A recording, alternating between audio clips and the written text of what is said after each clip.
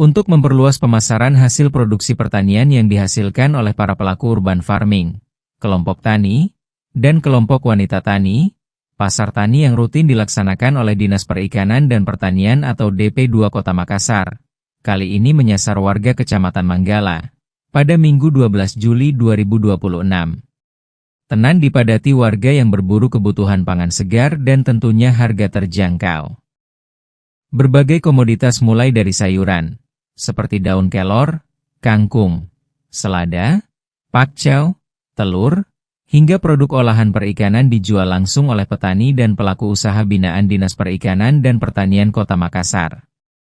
Melalui program Pasar Tani, masyarakat memperoleh bahan pangan berkualitas dengan harga yang lebih terjangkau karena dipasarkan tanpa rantai distribusi yang panjang. Di sisi lain, para petani dan pelaku usaha lokal juga mendapat ruang pemasaran yang lebih luas sehingga hasil produksi mereka terserap langsung oleh masyarakat. Pelaksanaan Pasar Tani di Kecamatan Manggala juga menjadi bagian dari rangkaian kegiatan pemberdayaan masyarakat yang digelar pemerintah Kota Makassar. Selain berbelanja, masyarakat dapat melihat hasil urban farming serta berbagai produk pangan lokal yang dikembangkan kelompok tani perkotaan. Hal ini juga mempermudah para kelompok tani untuk memasarkan hasil pertaniannya ke masyarakat. Alhamdulillah mempermudah untuk pemasaran produk dari KWT khususnya.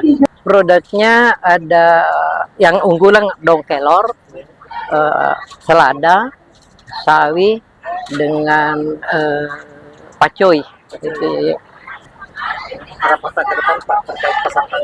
Mudah-mudahan seandainya bisa dilaksanakan setiap, kan sekarang hanya 2 kali dalam 1 bulan.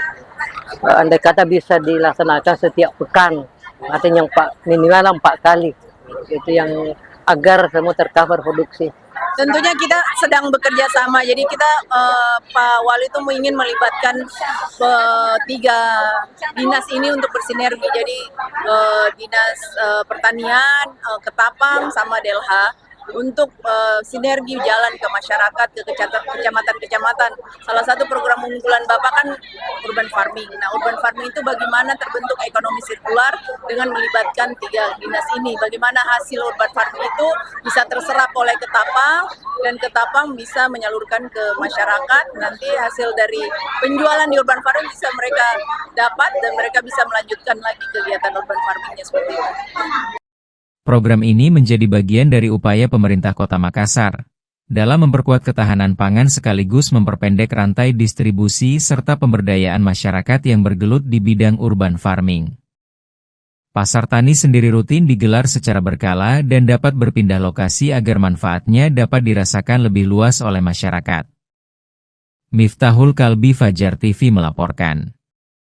Terima kasih telah menonton. Jangan lupa subscribe, like, comment, and share. Saksikan terus informasi terbaru dengan menekan tombol lonceng hanya di channel Fajar TV.